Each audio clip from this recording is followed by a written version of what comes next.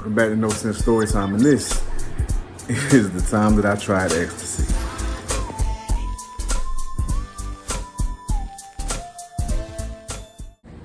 Alright, so the year it's my junior year of college. So it's either 2008 or, probably like 2008. I can't remember if it was second semester, which would make it 2008, first semester would make it 2000. Anyway, it don't matter. Either way, it's my junior year of college. And my homeboy, who's like been my best friend since first grade, we were roommates. He transferred in to Pembroke where I was at and shit. And I was like, bro, we got to be roommates. You know what I'm saying? So he was my roommate and everything. And this basically started because it was a long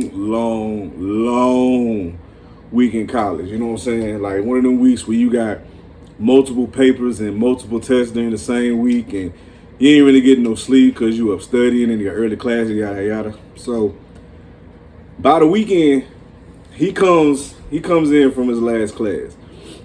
We gonna call him Jay. That's gonna be his name for the story. He knows who he is, and he will be notified accordingly when this drops. So Jay come in and he's like, "Hey bro, what you doing tonight?" I said, "Shit, I ain't doing nothing, bro. What's up?" He's like, "Trying to come hang out?" I was like, "I ain't got nothing else to do, so what y'all getting into?" He's like, "You trying to do some X?" I said, "Bro, who got money for some X?" He's like, "Don't even worry about it. I asked you a question. You trying to do some X?" I said, fuck it, whatever. It's been a long ass week, whatever. I'll try it tonight." Never did it. He experienced it before, whatever. It was college, My biggest thing was I had started, smoking weed or whatever socially. I was drinking because everybody in college drank, but I never did X. I said, all right, screw it. Now I'm going to try it. Just because, again, long ass week in college. So later on that night, we get ready to head out and shit. This is strike one for me. Anytime I go somewhere, I drive. Or I want to drive. Because when I want to leave, I can leave. I ain't got to depend on nobody else leaving from wherever, and I got to ride with them, whatever. So that was strike one, because I rode with Jay. And we go in the living room of the apartment, and he hands me the E-pill. Mind you, I'm like, bro, I ain't got bread for this. Like, don't worry about it, taking care of you. Like, it's all good. He gives me the pill. It's a little white pill with a little woman on it. And I'm like, all right, whatever. So I popped the pill like it was, Tylenol. And, go about my business. I hadn't even started drinking yet. I hadn't started drinking yet. But I knew by the end of the evening there was going to be some alcohol in my system. But that's neither here nor there. So I get in the car with Jay. And we go ride out to head to his homeboy, his crib. I'm cool with Buddy, but I don't hang with Buddy. I'm going to leave his name out because I don't know if he's alive or dead or anything like that. But at the same time, Buddy was wild. One of them lumpy dudes down at Pembroke that, dilly-dally in a lot of things. Cool dude, though. I just didn't hang with him. So anyway, we go over to Burr house. He's like, "Hey, what's up, man? You doing? Like, what's good, bro? Like, you want something to drink?" I'm like, "Shoot, it's whatever. Like, whatever you got." This man hands me a full bottle of Goldschlager. I'm like, "So, what you want me to take a shot of this?" It's like, no, that's your bottle, bro. Do your thing. Again, I'm in college. You just handed me a free bottle of alcohol. I just saved myself $10 to $15 because I was a drinker on a budget in college. Some of y'all know what the fuck I'm talking about. So he hands me this bottle of Goldschlager. I ain't never had it before.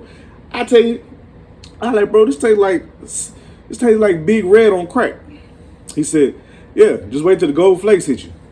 Whatever, bro. So I'm just drinking. I'm in the car, right? Like, so we about to go to Point, which is this apartment complex. They have a party over there. I'm thinking, all right, whatever, man. I done popped his eggs. I'm drinking this Goldschlager, hanging out with my brother from another mother. It's whatever tonight. You know what I'm saying? We pull up to the apartment, and I should have known it was gonna be a situation. Cause strike number two, I don't party with white folk. it has nothing to do with any kind of racial undertones, because I'm cool with everybody. But the reason I don't party with white folk is partying with white folk makes me paranoid. Cause if I'm the only brother there, and I had braids at the time too, and we in Robertson County, if this joint gets shut down, somehow it's gonna be my fault, or I'm gonna have something to do with something illegal, and it ain't even, that was my way of thinking. And plus, white folks party way too hard for my liking. You know what I'm saying? So we get there, and so anyway, we pull up to the party, and we walk upstairs. Door opens up, and it was like, "Hey, what up, Jan?" All this other shit. Don't nobody really know me. I know maybe 3-4 people in this party of at least 30 plus. And soon as the door opened, it's a beer pong table right behind the door to the left. And again, I'm just a drinker. I ain't really a beer pong player, none of that stuff. And they was like, "Hey man, you wanna partake?" I'm like, sure, I'll throw a couple. I had no idea the rules of beer pong. I just, whatever. Threw a couple, took a couple shots, went about my way. Because I wasn't really going to stick around and play this game.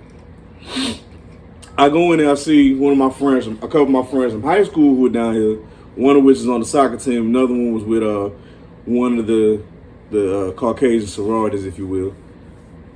I think it was Tri Zeta. I think that's what it was. So anyway, she was in there, and I'm just in there like, bro, I'm a little, I'm probably the darkest blackhead up in here. You know what I'm saying? Like, only time these folks see blackheads when they wake up and look at their face in the mirror in the morning. One of my homegirls from back home was on the soccer team. She was black, but she hung out with white people though, so they was already accepting to her in her ways. She was cool though. But nah, so I go up there, I'm just kind of keep it to myself, if you will. And then I notice Jay gone, bro. Like, just disappeared. I didn't see this motherfucker nowhere. Mind you, before y'all ask, Jay is Italian Mexican, so he's not white and he's not black. But he's black enough. I'm just fucking. He's black enough. So I don't see him no more while I'm there. At this point in time, I'm sitting there like, man, when is his ex gonna hit?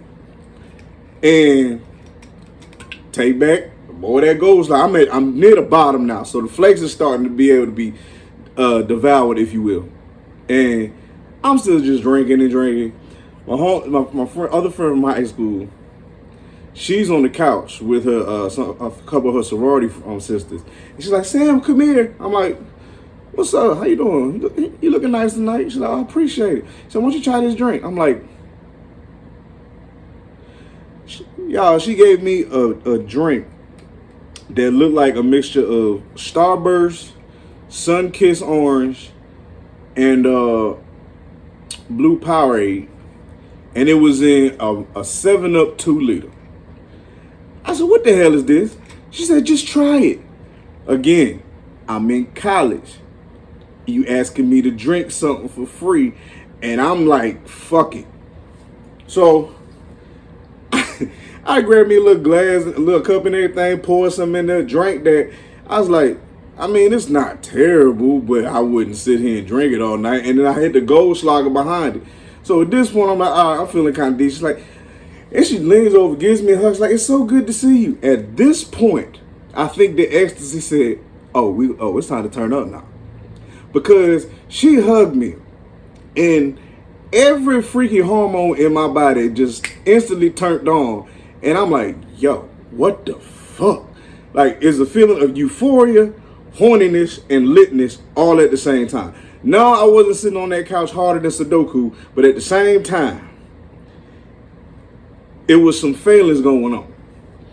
So I'm like, damn, this shit just hit out of nowhere, and all the euphoric shit just starts hitting or whatever.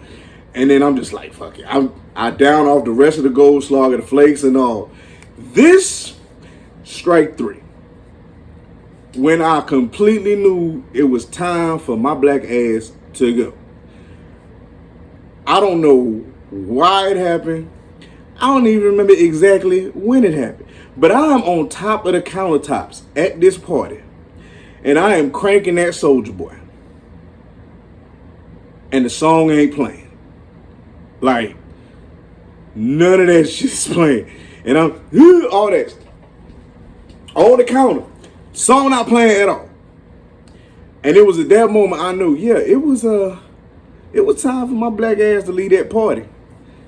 Funny thing was, I saw John. Damn, I done said his name now. That's Jay. But I just found Jay after I'm doing this on the countertop. I don't think he's seen it, but he was on the daggone balcony with homeboy and some other people. I said, hey, bro, I'm finna go ahead and make this move, dog. At this point, I'm like, I ain't.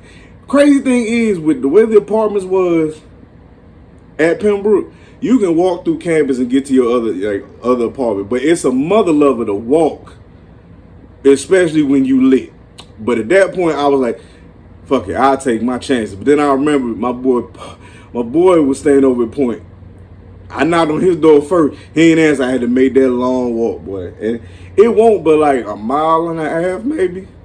That's kind of going through campus or whatever. But man, when you lit and that ecstasy is punching you and your mental at the same time, well, I'm telling you, man. But yeah, like hitting that Soulja Boy at an all-white party and the song ain't playing.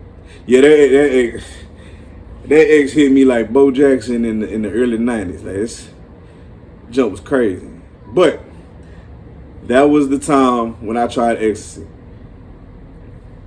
See y'all next time.